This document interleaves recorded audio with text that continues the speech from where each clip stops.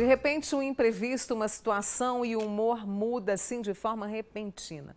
Parece que as emoções fogem ao controle e aí, claro, que vem de forma assim um pouco impulsiva as nossas reações. Por exemplo, da raiva ao choro, à apatia, o descontrole emocional. A gente se percebe nessa situação. Agora, por que isso acontece? Comigo hoje a psicanalista Ana Patrícia Ribeiro, né, que vai conversar conosco. E você também participa lá no @Manhã Total. Mande para mim, o pessoal me avisa aqui daqui a pouco. E mande também pelo nosso WhatsApp 99897.000, porque é uma situação comum, né, Ana? Obrigada por ter vindo. Muito comum. Bom dia a todo mundo que nos assiste nessa manhã friozinha. E quais são os fatores que levam a esse descontrole emocional? Então, nós precisamos pensar, Mônica, que essa oscilação muito repentina, ela primeiro elimina a possibilidade de ser um transtorno bipolar.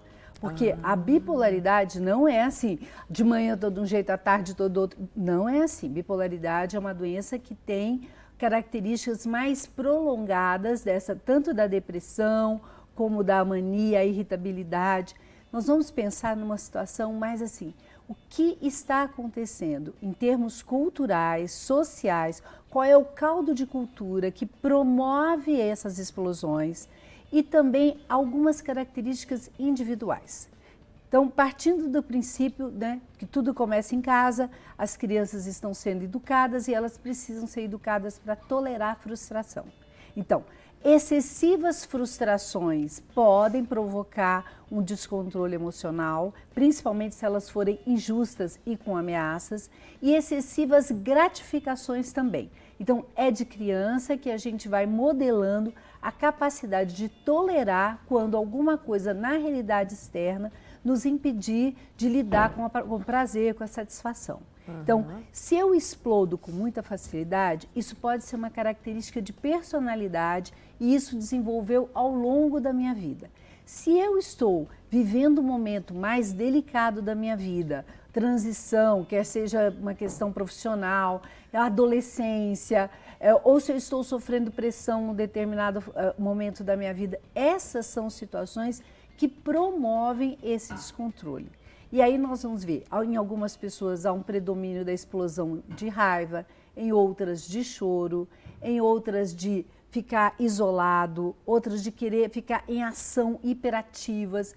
Todas essas situações nos apontam para que algo ali, naquela situação que seria normal de frustração ou de desencontros, que aquilo se torne uma coisa mais explosiva e que causa dor, transtornos e prejuízos internos e nas relações externas também. Isso também pode ser fisiológico?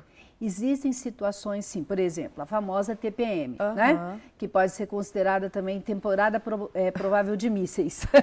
Aquele não momento sabia em que dessa, você não. está...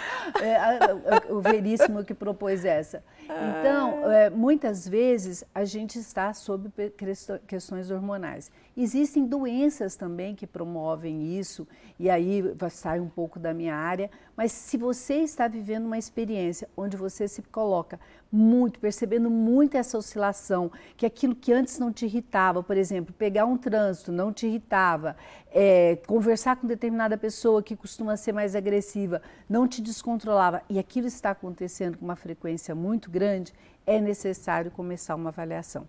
Eu sempre sugiro que faça uma avaliação primeiro médica. Vamos limpar o território físico. Não encontramos nada no físico, vamos pensar no emocional. E mesmo que encontre algo no físico, muito provavelmente a ajuda emocional, ela vai te conceder a condição de recuperar mais rapidamente aquele problema de saúde. Porque provavelmente, mesmo que seja uma TPM, você fez estrago nas suas relações sociais. E na menopausa também vem muito isso. Menopausa. Sempre a gente pensa em situações de crise, mudanças muito intensas, situações em que você está sendo muito cobrado, momentos em que você sente que a sua emoção ela está sendo colocada em prova. Por exemplo, você vai fazer uma entrevista de emprego.